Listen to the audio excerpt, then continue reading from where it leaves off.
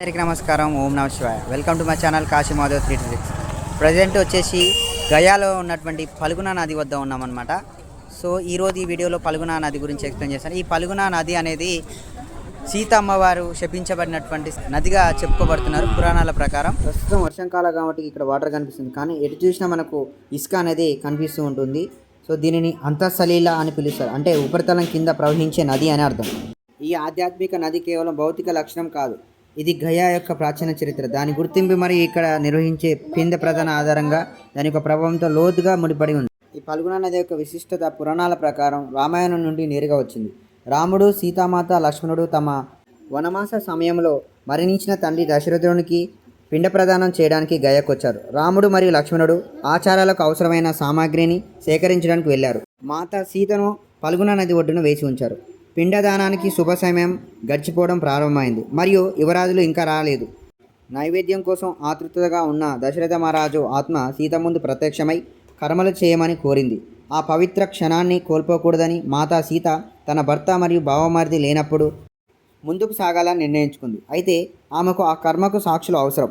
ఆమె పల్గుణ నది ఒడ్డున ఇసుకతో చేసిన పిండాలను సమర్పించే తన చర్యకు సాక్ష్యంగా ఉండడానికి పల్గుణ నది, మర్రి చెట్టు అంటే అక్షయవతం, ఆవు, కేతకి పువ్వు మరియు స్థానిక బ్రాహ్మణ పూజారిని కోరింది. రాముడు, లక్ష్మణుడు తిరిగి వచ్చినప్పుడు ఆ కర్మలు జరిగాయా అని ప్రశ్నించాడు. సీతామాత పరిస్థితిని వివరించి తన కథను ధృవీకరించమని తన సాక్షులను కోరింది. కానీ రాముడి ప్రతిచర్యకు భయపడిన పల్గుణ నది, ఆవు, కేతకి పువ్వు, బ్రాహ్మణుడు అందరూ అబద్ధం చెప్పి సీతాదేవి పిండ ప్రదానం చేయలేదని ఖండించారు. సత్యవంతుడైన అక్షయవతం, ఆ అమర మర్రి చెట్టు మాత్రమే సీత పవిత్రత చర్యను ధృవీకరించింది. వారి అబద్ధాలతో తీవ్ర మనస్తాపం చెంది కోపంగా ఉన్న మాతా సీత మోసపూరిత సాక్ష్యాలపై శాపాలు పల్గుణ నదికి ఆమె దానిని ఉపరితల నీటిని కోల్పోయి ముఖ్యంగా గయ వద్ద కనిపించకుండా దాచి భూగర్భంలో ఎక్కువగా ప్రవహించామని శాపించింది.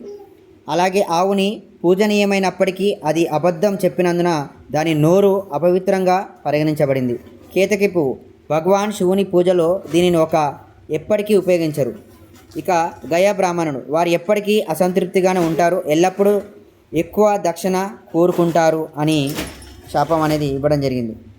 కానీ ఆమె అక్షయవతాన్ని మాత్రం ఆశీర్వదించి దానికి అమరత్వాన్ని ప్రసాదించి, నీ నీడలో ఎవరైనా కర్మలు చేస్తే వారికి పూర్వీకులకు అపారమైన పుణ్యం లభిస్తుందని ఆదేశించింది.